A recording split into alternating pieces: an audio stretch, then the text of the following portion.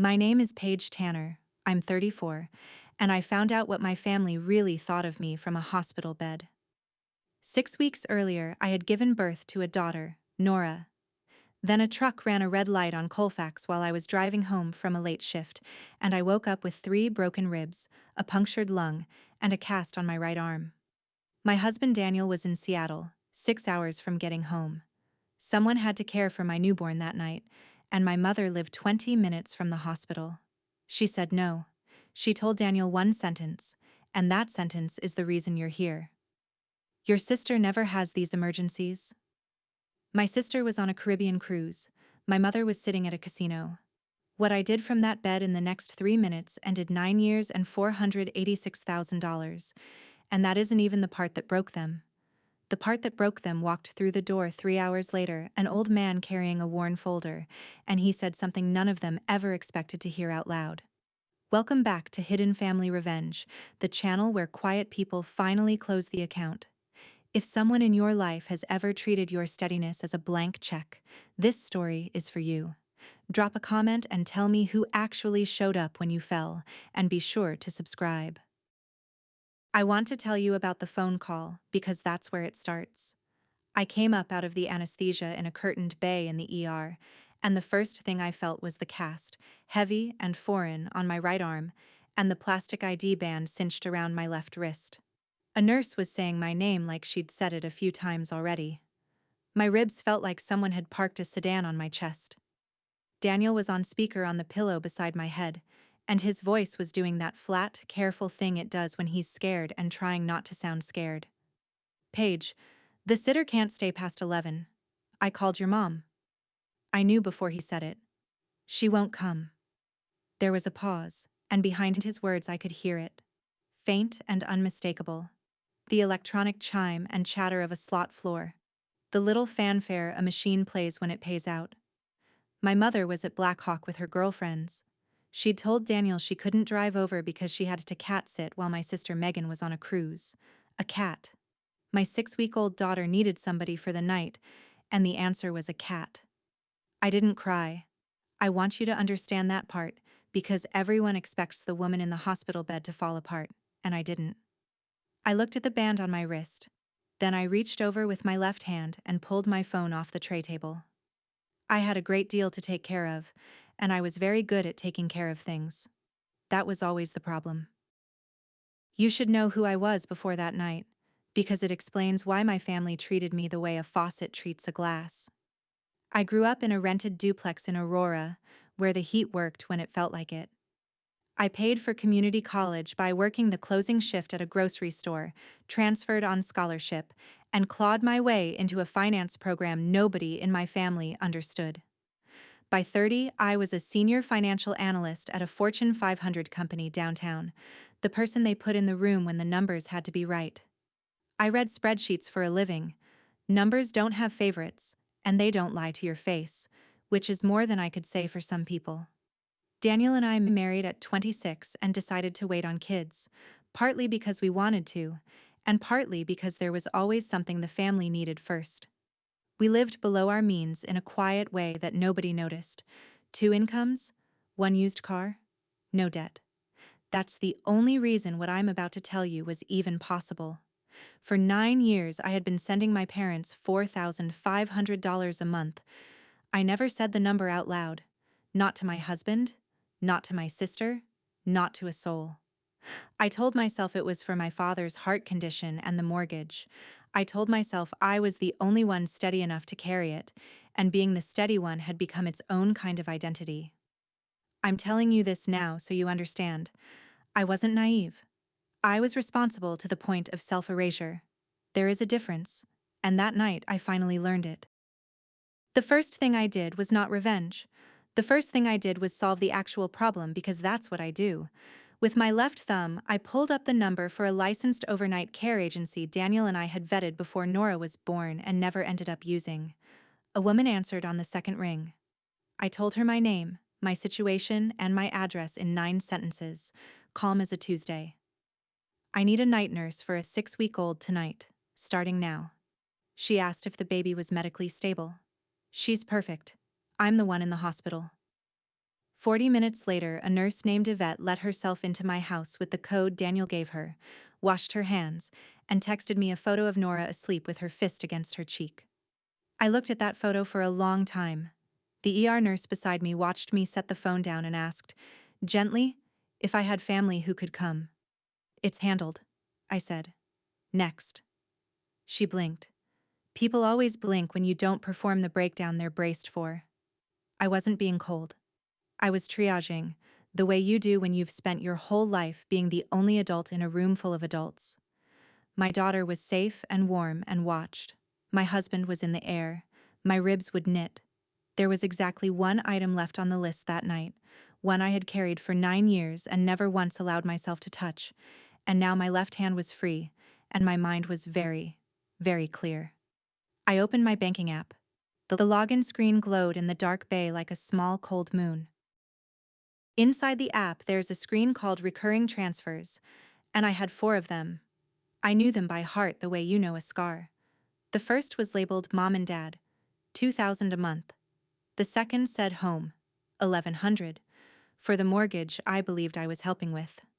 The third said Dad Medical, $900. The fourth just said Megan Support, $500, $4,500, on the first of every month, for 108 months. I had set the first one up at 25, the night my father called me sobbing about a hospital bill, and I had never let myself add up the total because the total felt like a door I couldn't walk back through. So I made myself look. The app did the math without flinching. $486,000. Almost $500,000, gone out of my life one quiet automated payment at a time, while my mother told the relatives we manage on our own. I pressed cancel on the first transfer. A green check appeared and a line of text I will remember until I die. Recurring transfer canceled. I pressed the second. Recurring transfer canceled. The third. The fourth. 4 taps, maybe 20 seconds, and 9 years simply stopped, the way a faucet stops.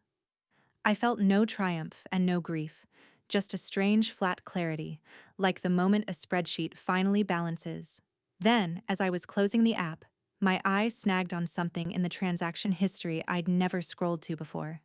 A single line item buried under the Dad Medical label from 2 years back. It read, Loan, M, $40,000. My sister's initial. Not my father's surgery. Megan. I locked the phone and lay there in the dark listening to the monitor count my heartbeats, and I made myself sit with the question I'd avoided for 9 years. Why had I done it? The easy answer, the one strangers offer, is that I was a pushover desperate for love. That answer is wrong, and if you've ever been the dependable one, you already know why. I did it because somewhere along the way, I had decided that being needed was the same as being safe. If I was the load-bearing wall, no one could remove me. My grandmother understood that about me before I did.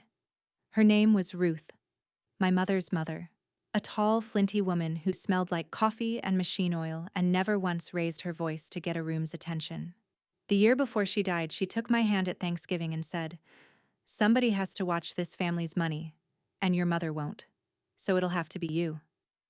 I thought she meant be generous. I think now she meant something closer to be vigilant.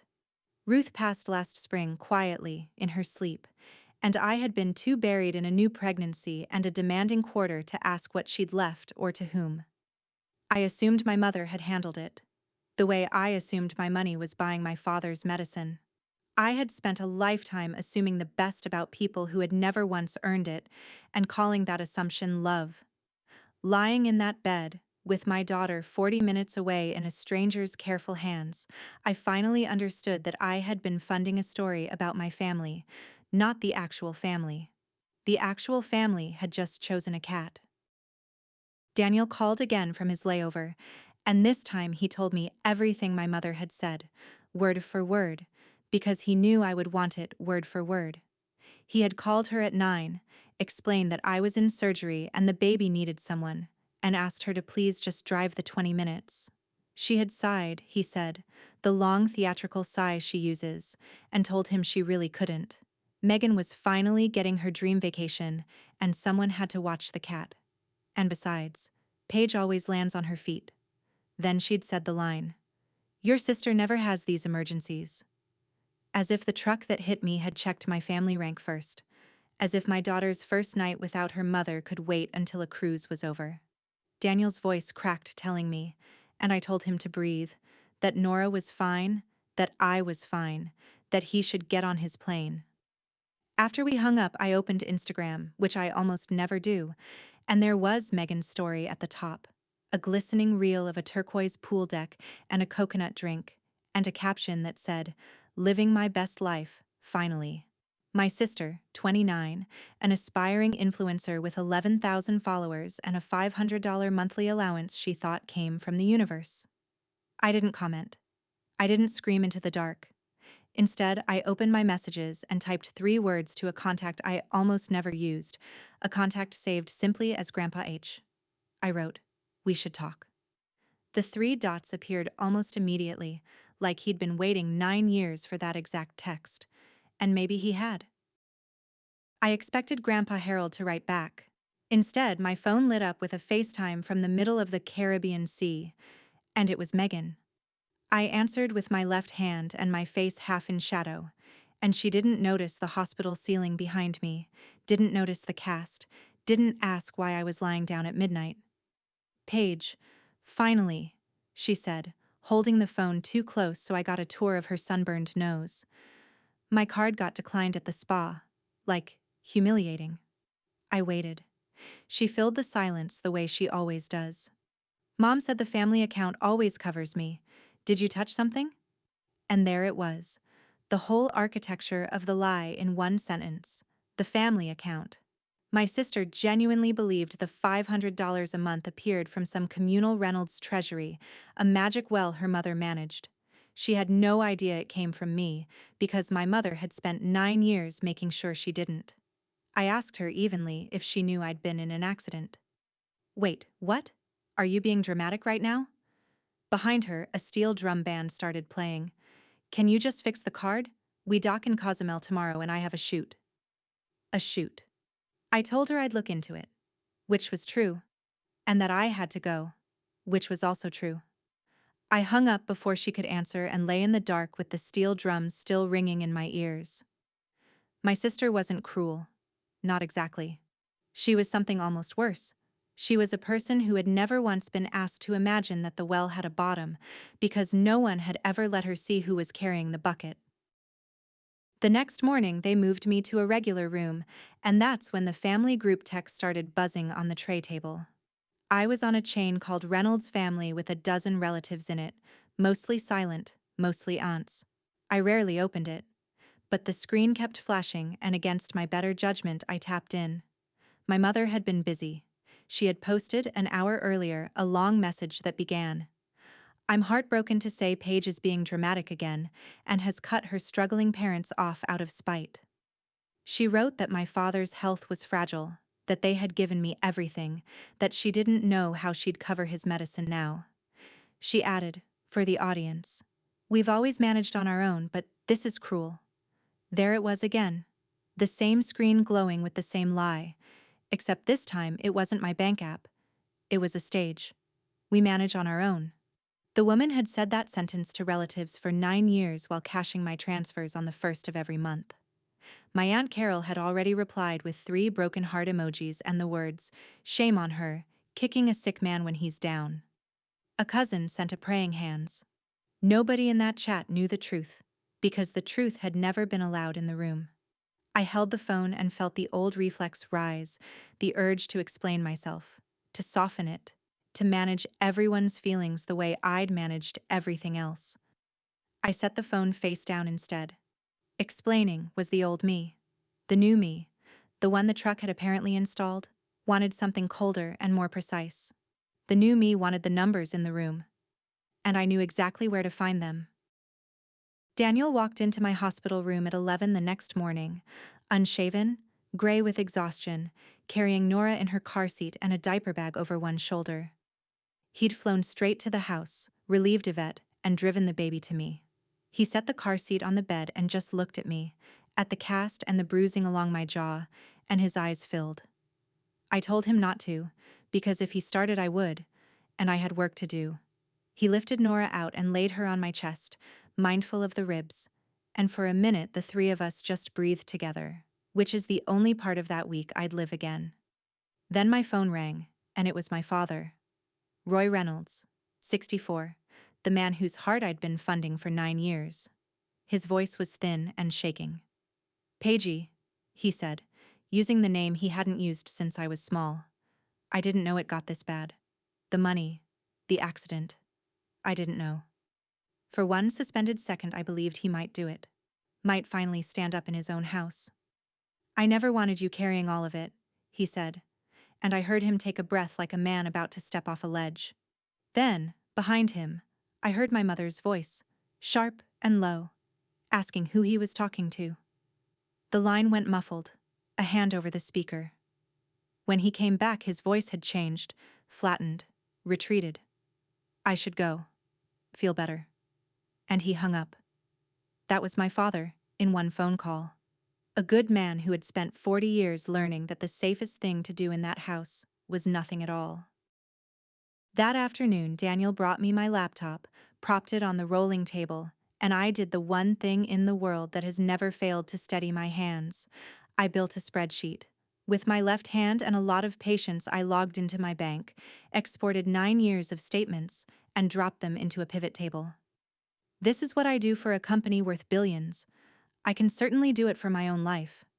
I sorted the $486,000 by where it actually landed, and the picture that assembled itself, cell by cell, was not the picture my mother had painted for the relatives. The mortgage payments I thought I was covering had been made 10 times in 9 years, not 108. My father's documented medical expenses, the real ones, the cardiologist and the prescriptions, came to about $65,000 across the whole period. So where had the other $421,000 gone? I filtered by withdrawal location and date, and a cluster lit up like a rash. Cash withdrawals, hundreds of them, almost all within a 2-mile radius of one zip code. I pulled up a map. The zip code was Black Hawk. My mother hadn't been visiting a casino that one unlucky night she skipped her granddaughter. My mother had been visiting that casino for the better part of a decade, on my dime, while telling a dozen relatives she managed on her own. And a second, smaller stream branched off and ran somewhere else entirely, steady and deliberate, year after year. I followed it. It led to Megan. I sat back as far as the ribs allowed and let the numbers say it, because numbers, unlike my family, have never once lied to me. I'm going to give you the exact numbers because I want you holding them the way I held them, because everything after this turns on them. Out of $486,000, $65,000 could be matched to my father's real medical care. $11,000 had touched the mortgage. That left roughly $410,000 unaccounted for, and it split into 2 rivers. The first river, about $290,000 over 9 years, was cash, pulled in small, dignified amounts near Black Hawk, so no single withdrawal would ever look like a problem. The second river ran to my sister, around $120,000, including that $40,000 line-marked loan, M, that had been filed under my father's surgery to hide it inside the only category nobody questioned. A loan she'd never been asked to repay, for a sum that, it turned out, had funded a year of brand building, a leased SUV, and a photographer in Tulum. I printed the summary to a single page on the unit's bedside printer, one clean sheet, the whole 9 years in 12 rows. Then Daniel showed me one more thing.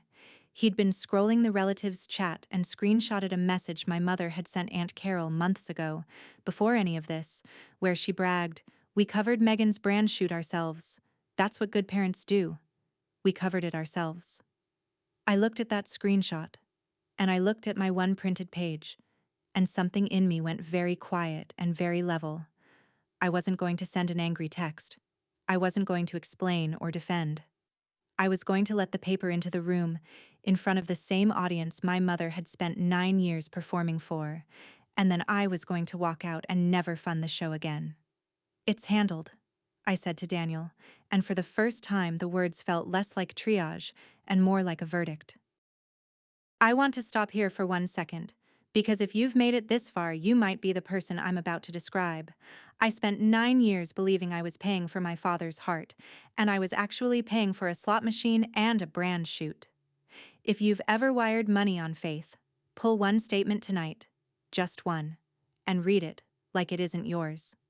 If this is hitting close to home, subscribe, because the next part is where my grandfather walks through that hospital door, and what he said on the bed changed everything I thought I knew about my mother.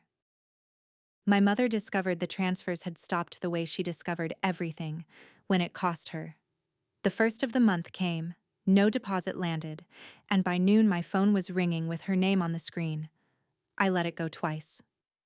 The third time I answered, because avoidance was the old me. Her voice came through warm as fresh pie, the voice she uses on relatives and waiters. Honey, are you okay? We've been worried sick about you and that baby. Worried sick. The woman who chose a cat. I said I was recovering, thank you. There was a pause while she repositioned, and then the warmth curdled by degrees into something I'd been hearing my whole life. I noticed the account didn't come through. Is that a mix-up with the bank? I told her it wasn't a mix-up. Silence. Then the guilt, right on schedule. After everything your father and I did for you, we took you to every practice, we kept a roof over your head. I let her run. She circled back, the way she always does, to the one weapon that had never failed her. And she said it again, softer now, almost wounded, as if I were the one being unreasonable. You know your sister never has these emergencies. And there it was, the third time I'd heard that sentence in 3 days, except this time I didn't flinch, and I didn't explain. I simply said, I know, Mom, and let the words mean something she didn't intend. Megan never had emergencies because Megan had me, and now Megan had a declined card and a leased SUV she couldn't afford. I told my mother I had to feed the baby, and I hung up while she was still talking, which I had never once done in 34 years. When the mother fails, she sends the aunt. That afternoon, Aunt Carol texted me directly, which she'd done maybe twice in my adult life, both times to ask for money for a raffle. Her message was a paragraph of borrowed outrage. I am disgusted. Your parents are barely getting by and you cut them off while your father is sick? Your grandmother would be ashamed of you. Family takes care of family. I read it twice, and the line about my grandmother almost got me, because Ruth was the one person in that family I'd never wanted to disappoint. Then I remembered Ruth's actual words. Somebody has to watch this family's money, and your mother won't. And I understood Carol had it exactly backwards. So I didn't write a paragraph back. I didn't defend myself or cry or apologize. I attached the single page, the one with 12 rows and 9 years on it, and I typed one sentence beneath it. Here's where the money your sister-in-law says she manages on her own actually went. The Black Hawk withdrawals are hers. Ask her. Then I put the phone down and changed Nora's diaper. One-handed, with a calm I hadn't felt in a decade. The phone buzzed once, the little ellipsis of Carol typing. Then it stopped. Then nothing. No reply came. Not that hour. Not that day. I imagined her sitting in her kitchen reading 12 rows of numbers she couldn't argue with, because that's the thing about a spreadsheet. You can call a person dramatic, but you cannot call a column of withdrawals dramatic. It simply sits there, being true. I had spent my life managing this family's feelings. It had never once occurred to me that the kindest, hardest thing I could do was hand them a fact and let them sit with it alone. My mother is many things, but she is never out of moves. When the warmth failed and the aunt failed, she reached for the one stage she controls completely. She called a family dinner. The invitation came as a group text to the whole Reynolds chain, framed in her best wounded matriarch register. Let's all gather Sunday to welcome baby Nora and clear the air as a family. Paige, I hope you'll come and we can put this misunderstanding behind us. A misunderstanding. 5 days after she chose a cat over my newborn, it was a misunderstanding. Daniel read it over my shoulder and said, Lo, you don't have to go. We can stay home with Nora and let them sit in it. And he was right. I didn't have to go. But I knew what Sunday was actually for. It wasn't to welcome my daughter. It was to get me in a room full of relatives and pressure me into turning the money back on, to perform reconciliation until I caved the way I always caved. She wanted an audience for my surrender. So I decided to give her the audience, just not the surrender. I texted back 2 words. Will come. And felt the trap close around the trapper. Then I made one more call to Grandpa H, and we talked for 40 minutes, and at the end of it he asked me a single question in his dry gravel voice. You want it quiet, or you want it true? I looked at Nora asleep in the crook of my good arm, at the little life I'd nearly missed, funding a lie. True, I said. Then I'll bring the folder, he said. I didn't ask what was in it. Some part of me already knew it would be the thing that ended this for good. I have to back up a few hours, to the part the title promised you, because it happened before the dinner, and it's the hinge. The whole story swings on. 3 hours after I canceled those transfers, the night of the accident, while Daniel was still in the air, my hospital room door opened slowly and my grandfather walked in. Harold, 78, my mother's father, in a pressed flannel shirt buttoned to the throat, moving carefully with a cane he clearly resented. I hadn't told him which hospital. He'd called the only 2 in the area until he found me. Under his free arm he carried a thick manila folder, soft and furred at the corners from age, bound with 2 crossed rubber bands gone brittle and pale. He set it on the foot of my bed like a man setting down something heavy he'd carried a long way, and he looked at me, at the cast and the bruises, and his jaw worked. Your mother said you'd had a fender bender, he said. I drove past 3 exits before I believed her. Then he sat in the vinyl chair, folded his spotted hands over the head of the cane, and said the thing I will hear in my head for the rest of my life. I knew. I always knew. I asked him what he knew. He looked at the folder, not at me. About the money, all 9 years of it, about where your mother's been spending her afternoons, about what she told this family while you bled yourself dry. He tapped the folder once. Not tonight, though. You've got enough tonight. We'll do this proper, in front of everyone, where she can't squirm out the side door. And he was right. Some truths only count if they're told in a full room. Before he left that night, Harold gave me one piece of it, because he said I shouldn't walk into Sunday blind. He told me about my grandmother. Ruth, his wife of 51 years, had not simply slipped away peacefully the way I'd been told. In her last year she'd grown suspicious. She'd noticed my mother's spending, the new car, the casino talk she didn't bother hiding anymore, and she'd started asking quiet questions about where the family's help was really coming from. She'd cornered Harold one evening and said, "Somebody is keeping Linda afloat, and it isn't us. Find out who." It took him a while. He's old and the bank wasn't keen to talk to him, but Harold spent 40 years managing a cattle operations books, and he knows how to follow a number. He found me. He found 9 years of a granddaughter quietly wiring her whole margin into a hole her mother kept digging. Ruth wanted to fix it before she went, he said. She ran out of time, so she did the next best thing. He wouldn't say more than that, not yet, but he told me Ruth had spent her last clear months with a lawyer, and that whatever she'd set in motion had her signature on it and his, and that an attorney in Boulder believed it would hold. In this state, Harold said, a trust like the one Ruth and I made can be set up the way we set it, and it does what we told it to do. He stood, gathered the folder back under his arm, and paused at the door. She wasn't ashamed of you, Paige. Whatever your mother says Sunday. Your grandmother trusted you with everything. That's why she chose you. Then he was gone, and I didn't sleep at all. The day before the dinner, Harold came by the house to check on me, and I asked him the question that had haunted me my whole life. Why Megan? Why had my mother spent 30 years treating one daughter like a prize and the other like a utility? He was quiet for a while, turning his coffee cup. You have to understand how Ruth raised her, he said, and I braced, because I loved Ruth and didn't want her complicated. Ruth was a hard woman. Fair, mostly, but hard. And she had a favorite, and it wasn't your mother. It was your Uncle Danny, God rest him. Linda grew up being the one who managed things while Danny got the love. I felt the floor tilt, because I knew that role. I had lived that role. So when Linda had you, Harold went on, and you turned out steady and quiet and capable, just like she'd had to be, something in her couldn't stand it. And when Megan came along loud and needy and bright, Linda finally got to be the mother of the favorite instead of the forgotten one. She got to do for Megan what nobody did for her. He set the cup down. It's not an excuse. It's just the shape of it. I sat with that. My mother wasn't a cartoon villain twirling a mustache.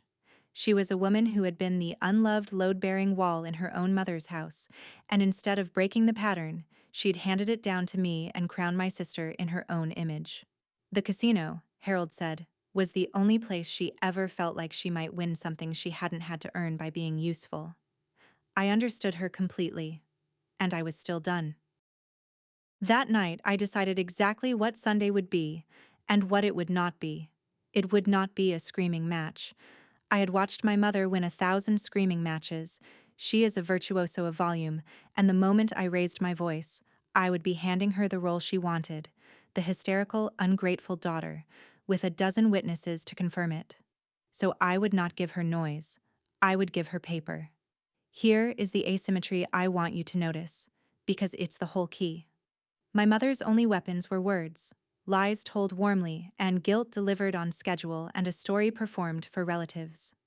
My weapons were a single printed page, a screenshot in my husband's phone, and a folder in my grandfather's careful hands. She would shout. I would set down documents. She would perform. I would let the numbers be witnessed.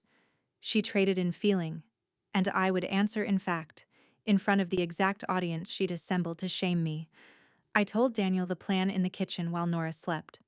I'm not going to argue with her, I said. I'm going to show up, set it on the table, and let the paper talk. He asked if I was sure I could stay calm, knowing her. I thought about every dinner I'd swallowed, every check I'd sent, every time I'd managed her feelings instead of stating a fact. I've been calm my whole life, I said. Sunday I just stopped being silent too. Those are different things, and it had taken a truck and a cast and a grandfather with a folder to teach me the difference. I packed the one printed page in Nora's diaper bag, beneath the wipes, where nobody would think to look. Megan flew back from the cruise on Saturday and called me from the airport, and the call told me everything about how little had changed in her world, while mine had been rebuilt from the studs. Okay, so the cruise was kind of ruined, she announced. Before hello. Before, are you all right? I spent the whole time stressed about my card. Do you know how embarrassing it is to get declined in front of people?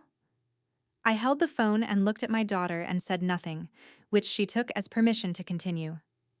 Mom said you had some meltdown and stopped the family money, which, fine, have your feelings. But I have a launch coming and I literally cannot function without the account. So can you just fix it before dinner tomorrow so we don't have to do a whole thing? Fix it before dinner. As if my near death and my newborn's abandonment were a clogged drain inconveniencing her content calendar. I asked her quietly, one question. Megan, where do you think that money comes from? There was a pause. The first real pause I'd ever heard from her. From Mom and Dad, she said. But it came out with a little upward lift at the end, a question disguised as an answer. The first crack of doubt I'd ever heard in my sister's voice. It's a family thing. I told her I'd see her tomorrow and let her work it out on her own, because some bills you have to read yourself before you'll believe them. She didn't know it yet, but she was about to find out who'd been signing her life for 9 years, in a dining room full of relatives, with no card to decline and no story left to hide behind. Sunday we drove to my parents' house, the house with the mortgage I'd believed I was paying, and I sat in the car for a moment in the driveway gathering myself. I still wore the cast, and around my wrist the hospital ID band was still cinched. 5 days old now, gone soft and gray. I'd kept it on purpose. I peeled it off in the car, finally, and tucked it into my coat pocket, because I wanted it on me, a small hard piece of proof of exactly where I'd been the night my mother chose a cat. Daniel carried Nora's car seat in his right hand, and from the curb behind us came the slow, careful tap of a cane, and there was Harold, in his Sunday flannel, the worn manila folder pinned under his arm with its brittle crossed rubber bands. He'd insisted on coming separately so my mother wouldn't see us arrive together and brace. "You ready?" he asked me on the porch. Through the front window I could see them all assembled. Aunt Carol and two of my cousins, my father in his chair, my mother moving among them, topping off coffee and playing wounded hostess, queen of a kingdom I had financed without ever being crowned in it.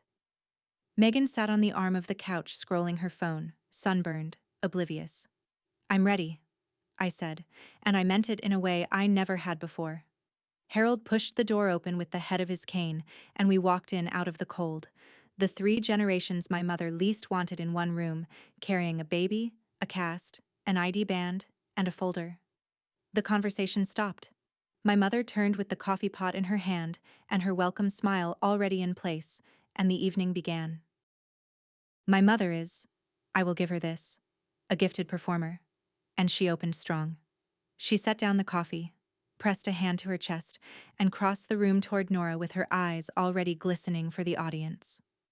"Oh, there's my grandbaby," she cooed, reaching, and Daniel angled the car seat away, gentle but immovable, and the reach turned into a flutter and then into the first act.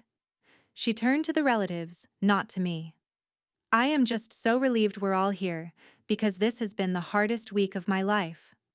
Her life. The week I spent in a hospital bed had been the hardest week of her life.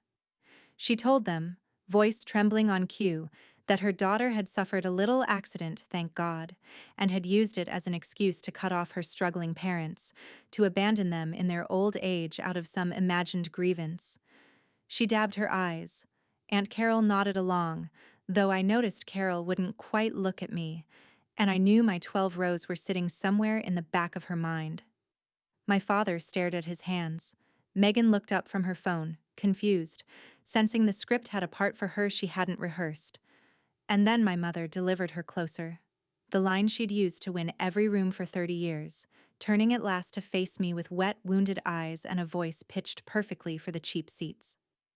"I don't understand where this cruelty comes from. Your sister never has these emergencies." The fourth time. In that warm, crowded room, with everyone watching, she handed me the exact sentence she'd used to leave my newborn alone, and she had no idea she'd just loaded the gun and passed it to me grip first. The room waited for me to cry or shout or crumble. I did none of those things. I reached into the diaper bag under the wipes and took out one folded sheet of paper. I did not stand up and make a speech.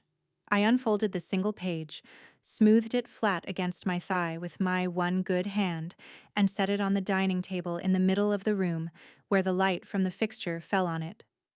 Then I said, in the same level voice I use to present a quarterly forecast, "You're right, Mom. Megan never has these emergencies. I'd like to show everyone why." I slid the page to the center. "This is every dollar I sent this family for the last 9 years, 486,000 of them." The room went very still. Carol leaned in despite herself. "The top rows are real. 65,000 for Dad's heart, his cardiologist, his prescriptions, 11,000 toward this mortgage." I let that sit one beat. "The rest is the part Mom tells you all she manages on her own." I touched the page lightly, not for drama, just to guide their eyes. 290,000 in cash, withdrawn over 9 years, almost all of it within 2 miles of the casino in Black Hawk. A small sound went around the room, an intake of breath, the sound of a story cracking. "And 120,000 to Megan, including 40,000 once filed under Dad's surgery, so nobody would ask about it." My sister's head came up slowly. "That's where your card money comes from, Meg," I said gently, because none of this was her fault first. It came from me. It always came from me. My mother's performance had nowhere to go. The tears she'd summoned for sympathy were now just tears on a face caught in a full room, and her hand was trembling around nothing. I looked at her, and did not raise my voice even a little. "It's handled," I said. 3 days of grief and 9 years of silence had compressed into 2 words, and they landed in that room like a gavel. My mother opened her mouth, and I watched her reach for the only tool she had left, which was to call me a liar, a thief, a dramatic, ungrateful child, to bury 12 true rows under a landslide of feeling the way she always had. She got as far as, "That is twisted. You've twisted everything. Your father and I never—" And that's when my grandfather set his cane against the table and laid the manila folder down beside my single page. The brittle rubber bands had to be coaxed off. They'd been on so long they'd left grooves.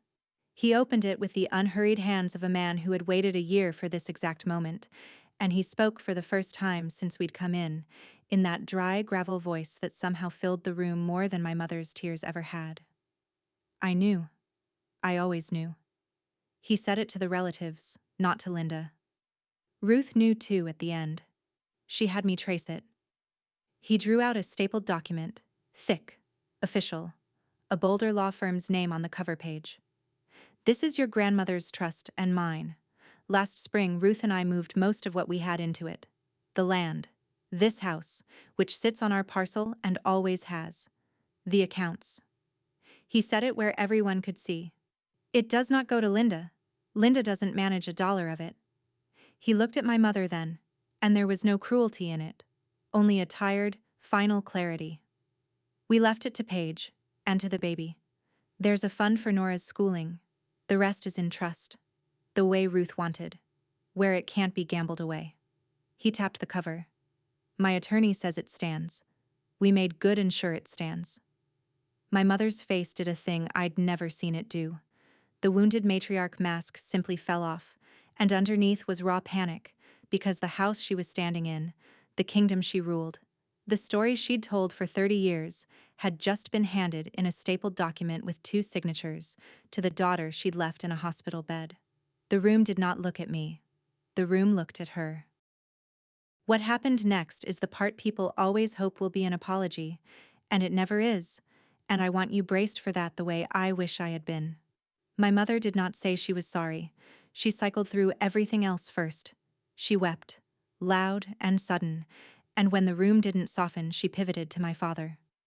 "Roy, are you going to let them do this to me? This was your mess too. The surgery. All of it." My father flinched. For one moment, the same moment I'd glimpsed on the phone, he lifted his head and looked at me, and his mouth opened. And I thought, this is it. This is where he finally stands up. "Paige is right," he said, barely a whisper. "Linda, the casino, you know it's been—" And my mother's head snapped toward him, and the look she gave him was 40 years old, and he stopped. He stopped, and he looked back down at his hands, and that was my father's last word on the subject, and I felt something in me let him go, gently, for good. My mother, abandoned even by her usual silence, turned to rage. "You'll regret this," she hissed at me, the tears already drying because they'd never been real. "I'll fight that trust. I'll get a lawyer. You can't just take a person's home." Harold answered before I could, mild as milk. "It was never your home, Linda. It was your mother's. And these things, they almost never go anywhere in court when the paperwork's clean." Almost never. He was careful with the word, an honest man even now. Megan was crying actual tears in the corner, not for me, but in the dawning horror of a young woman realizing the well had a bottom and she'd been standing on the person at the bottom of it.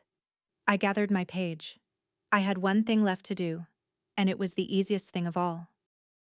I stood, slowly, because the ribs still didn't allow for drama even when the moment called for it, and I took Nora's car seat from Daniel and held it on my lap for a second. I reached into my coat pocket and took out the soft gray hospital band I'd worn for 5 days, and I didn't say anything about it. I just looped it once around the handle of my daughter's car seat and let it rest there. A small, ugly piece of proof where I would see it every time I carried her. Not the bank app, not the spreadsheet, not the folder. That little band was the whole story, the night I nearly died and my family checked a cruise schedule. My mother was still talking, threats sliding into pleas now. Paige, honey, we can fix this. We're family. But her voice had stopped being able to reach me, the way a song stops when you finally leave the room it's playing in. I turned to Aunt Carol, who'd gone pale and quiet, and I said, without heat, "Thank you for reading the numbers, Carol. I know you'll tell everyone the truth." It wasn't a threat. It was a fact. And she knew it. And she nodded. Then I looked at my father one last time, and he met my eyes. And I gave him a small nod that meant I understood, and it was all right. And I was still leaving. Daniel took the diaper bag. Harold gathered his folder and his cane. And the 3 generations my mother least wanted under one roof walked back out into the cold October evening, and I pulled the door shut behind us with my good hand, softly, because slamming it would have meant I still wanted something from the people on the other side. I didn't. The account was closed. Here's how it settled, because I know you want to know. The trust held. My mother called 2 lawyers and both told her the same thing Harold had, that clean paperwork and a competent grantor are very hard to fight, and the threats quietly stopped. She and my father still live in the house, because the trust lets them stay there for their lifetimes. I'm not in the business of putting an old man with a bad heart on the curb, whatever his silences cost me. But Blackhawk no longer runs on my margin, and a casino with no fresh money is just a sad room with carpet. Megan got a job, a real one, at a marketing firm that does not care about her follower count, and the last I heard she was learning, slowly, that a launch you fund yourself feels different than one your sister funds for you. She texted me once. Months later, just 3 words. Where'd it go? And I sent her the same single page I'd set on the table, and she never replied. But she also never asked me for money again. Aunt Carol told everyone the truth, exactly as I knew she would, and the family chat went very quiet for a long while. My father calls sometimes, but only ever when he's alone in the car, and I always answer those calls. Yvette the night nurse stayed on 2 weeks while my ribs healed, and she still sends Nora a card on her birthday. And Harold sold his place across town and moved into a little rental 10 minutes from us, where he comes for Sunday dinner and brings the folder every single time and sets it on my bookshelf and says, in case anybody forgets. If there's one thing I learned from a hospital bed and a folder and 4 taps on a banking app, it's this. The people who praise you for being the strong one are usually just naming the person they have quietly decided they will never have to carry. And the day you stop being their bank is the day you finally get to be something better. Which for me was simply a mother to my own daughter instead of a parent to everyone who refused to grow up. That's my story. 9 years, a worn folder, and the truth my whole family buried. If this reminded you to read one statement tonight, or to check who you'd call from a hospital bed, take that as your sign and do it today. If you know someone always cast as the strong one, share this with them. Drop a comment, hit subscribe, and I'll see you in the next one.